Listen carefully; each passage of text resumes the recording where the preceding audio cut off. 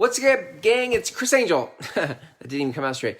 What's up, gang? And man, I'm hearing massive echo. I moved my TV family room into a smaller area, and then there's this space behind me. Let's see if I can turn around here. Here is the family room, and then look over there. Oh, there's Ellie, and over there is my wife's dance studio in our basement.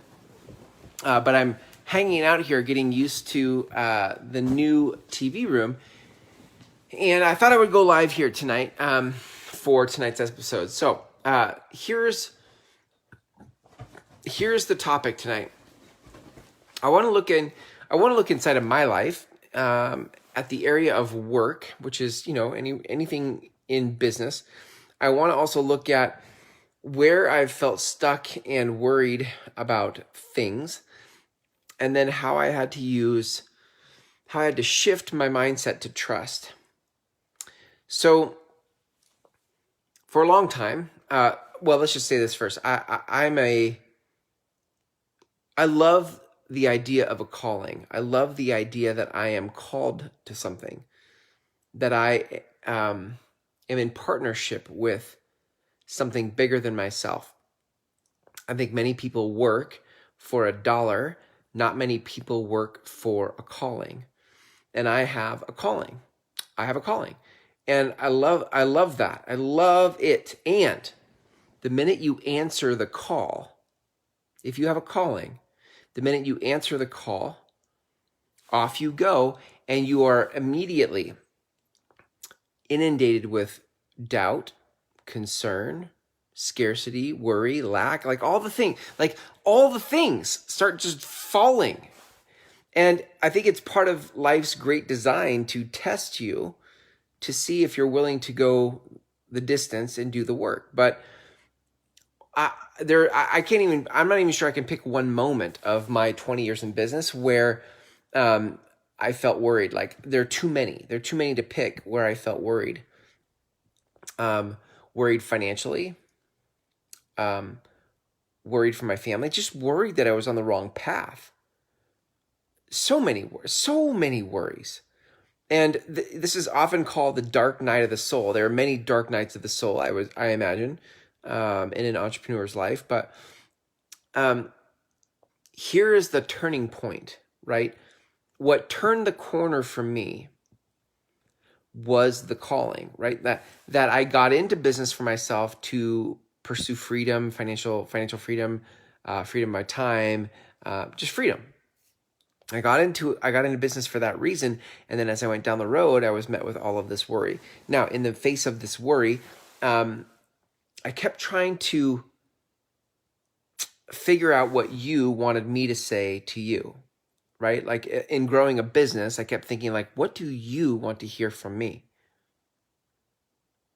And I spent a lot of years wrestling with what I felt like I should be doing versus what I thought you wanted. Do you see the difference there? When you have a business, and there is what you think people want, and then there's what you really want to say or what you really feel committed to. And those oftentimes are different things. And so you will, because you need a sale to stay in business, to provide for your family, you oftentimes will try to tweak or shift your message and your services to satisfy what you think the market wants versus what it is you really want to do. So there was a time, there are multiple times, but one of the times was in 2010. It was the fall of 2010, and I had gone to a conference, and I felt this. At the time, I was a CEO running a company, and I felt this calling. I felt that, this is literally, not literally the heavens parted, but there was this moment where the heavens parted, the angels sang, and what I felt like I was called to do was to start a coaching company, because every day I get to coach and teach. Those two things, coach and teach, those two things, those are great days. And management as a CEO pulled me into other directions besides just coaching and teaching. So I had this calling, in that moment, it was a moment for me. Not all callings are that way, but this particular instance was a moment for me. And I immediately went to the chairman, all right, or the owner of the company. I said, listen, I want to create a transition plan because this is what I want to do with my life. That was a calling. Now, I answered that call, and there were times, that was in 2000, and like I said, 2010, I transitioned out late spring in 2011 and started my own coaching company. That was 9 years ago, over 9 years ago. And in the last 9 years, there have been many, many moments of worry, many moments of worry. And in the space of that worry, I just keep having to come back to trusting in the calling. Trusting in the calling. Now, I haven't done this great many times.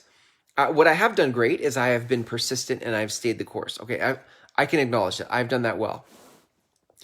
In the course of staying the course, right, and continuing down the journey, I've been many times full of worry. Is this the right path? Is this what I'm supposed to do?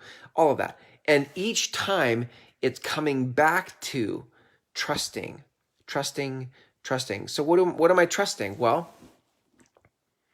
for me, a lot of it has been trusting myself. I think when we become adults, I think we spend a lot of our time not trusting ourselves. I think we look outside of ourselves for answers because we don't trust ourselves. I think we look for validation from coaches and experts and friends. And listen, frankly, we look for validation from anyone who's willing to give it to us because we're so insecure about the risks we're taking. We're like, oh crap, I am out here on a limb. Am I insane? And so we will look for validation from all kinds of places. So look, this journey, this calling that I'm on, that you're on, if you are in that space of having answered a call, listen, if you haven't answered the call, now I believe everybody has a calling, by the way. And if you haven't answered that call, it'll come. There will be a moment where you're like, what I'm doing is not really what I'm really here for. And you will have a calling. And then you answer that call. And in the space of answering the call, it's not like everything is peaches, right? It's not like everything is just paved, a smooth path is paved before you. You will have many moments of doubt and worry on that path. And what I'm finding is that there is strength in trusting myself because I know who I am. I know what my gifts are. I know the work I'm here to do. I know who my people are. All of that, right? Like I get that. And so now in the space the worry isn't now about, is this the right path? The worry is more circumstantial and a little shallower, which is easier to move past. But in the beginning, the worry isn't quite so shallow. It's a little deeper. And you're like, did I take the wrong step? Did I make the wrong move? So hopefully you're hearing, sorry, you're hearing my dog Ellie scratch herself. Hopefully you're hearing the lesson in this for you, right? Like, I mean, what I would ask you is, what are you hearing this? Put that in the comments. Like, what are you hearing? What are you hearing in this for you? But I will also connect some dots for you. Let's just turn the mirror around now and point back to you, how I think this relates to you. If you are in business and you have any kind of change that you want to make in the world, because that's really who I serve. People who want to make change in the world. Well, I believe change is a calling. You've been called to create change. Perfect. So what's the lesson in it for you? You have the distinct privilege of digging deep to trust yourself and to trust the divine. Like in some level, who called you? Who are you partnering with? This is work that is bigger than you. Yes, this is bigger than you. You can't get this done. You can't get this done on your own. So who are you going to look to for support and structure? This is the dance with the divine. This is you finding ways to partner with something bigger than you to create the change you feel called to create. And oftentimes it's simply coming back to trusting yourself. And like I said, it's hard because in much of our lives we've spent not trusting ourselves. We've spent much of our lives thinking that we're not trustworthy, and we have lots of evidence to support how we haven't fulfilled the different things in life that we think we're supposed to do. And yet, this is what makes the hero's journey so grand, right? Like, you get to finally trust in yourself. You get to see that you have what it takes to get it done. You have what it takes. You have what it takes. Yeah, you have what it takes to get it done.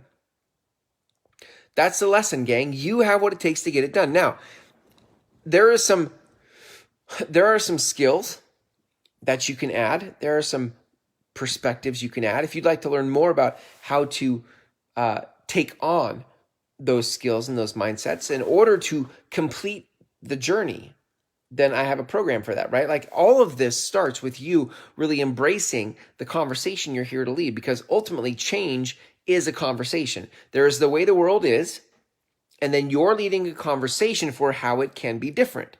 That is a conversation. It is not an event. It is not a one-time thing. It is not one podcast episode. It is an ongoing conversation until when? Until people change, until the agreement changes.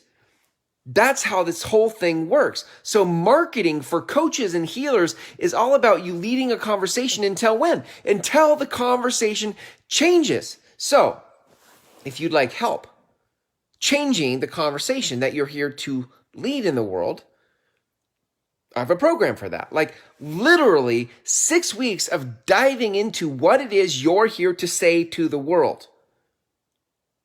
And if you'd like to learn more about that, you can go to groundswellmethod.com. Groundswellmethod.com. The link is in the text of this post. Go to that link and you'll see there are videos waiting for you there. There's 5 videos, and those 5 videos really start to unpack how we as coaches and healers who want change, how do we show up and market in this current day and age, because it is different. And you, like me, are not willing to sell out for the spammy taker marketing that is so prevalent today. And if you'd like a different approach to marketing, then those 5 videos start to unpack how we can approach marketing. It's called Marketing for the Rest of Us, just like this show. This show is called Marketing for the Rest of Us. But there's a course, a free course called Marketing for the Rest of Us at groundswellmethod.com. And it actually walks you through how to think about marketing in this day and age if you are out to create change. Okay. Now, on the last page of those 5 videos is an application for my next upcoming 6-week program. Totally up to you. No pressure. You get to decide if that's something that feels like a fit for you or not. And if you're here on this planet in this day and age with a calling to make change, what I know is the typical public understanding of marketing is not going to get it done for you. It's not going to get it done for you because it comes from a different place. It comes from a place of what's in it for you. And what we're doing as healers and coaches is we're doing this stuff for what's in it for them.